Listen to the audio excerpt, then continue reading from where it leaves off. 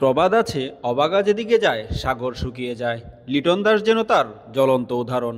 এই দৃশ্যটা দেখুন।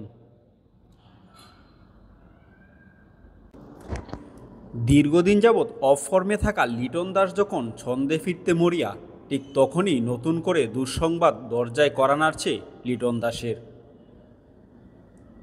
বিশ্বকাপের আগে গড়ের মাঠে জিম্বাবুয়ের বিপক্ষে 5 ম্যাচে টি-20 সিরিজ খেলতে টাইগাররা এখন চট্টগ্রামে।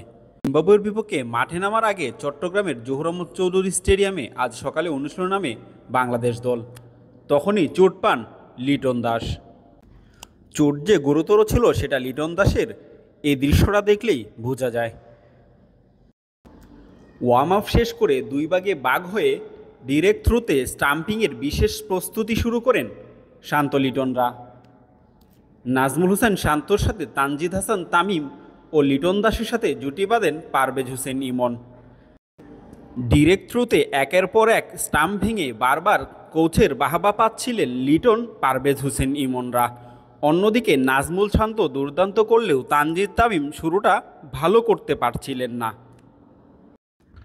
পাশেই দাঁড়িয়ে এই ফিল্ডিং অনুশীলন দেখছিলেন হেড কোচ চান্দিকা হাথুরু সিংহে। লিটন দাসের এই ইনজুরি যদি গুরুতর হয় নিশ্চয়ই অস্বস্তিতে পড়বে হেড কোচ চান্দিকা হাথুরু সিংহে। ফিল্ডিংয়ের সময় বোলারের দিকে থ্রু করতে গেলে বাম পায়ে টান লাগে লিটন দাসের। চোট যে কিছুটা গুরুতর ছিল সেটা লিটনের পা টেনে টেনে হাঁটা দেখেই বোঝা যাচ্ছিল। কিছুক্ষণের জন্য মাঠে শুয়েও পড়েছিলেন লিটন দাস। তারপর উঠে দাঁড়ালেও ফিল্ডিংয়ে আর যোগ দেননি তিনি। ধীরে ধীরে পা টেনে টেনে মাঠ ছাড়েন লিটন দাস। কাছে থেকেই দৃশ্যটা দেখেছেন চান্দিকা হাথুরু সিংহে। বাংলাদেশ দলের প্র্যাকটিস সকাল 10টা থেকে শুরু হবার কথা থাকলেও তীব্র গরম কিছুটা পাশ কাটিয়ে যাওয়ার জন্য সকাল 8টায় মাঠে উপস্থিত হয় টাইগাররা। ব্যাটিং, বোলিং, ফিল্ডিং মিলে বাংলাদেশ দল প্রায় 4 ঘন্টা প্র্যাকটিস করে। কুড়িয়ে কুড়িয়ে ড্রেসিং রুমে যাওয়া লিটন দাস বাকি সময়ে আর মাঠে ফিরেননি। তার ইনজুরি কতটা গুরুতর সেটা জানার জন্য আমাদের অপেক্ষা করতে হবে ফিজিওর রিপোর্ট পর্যন্ত।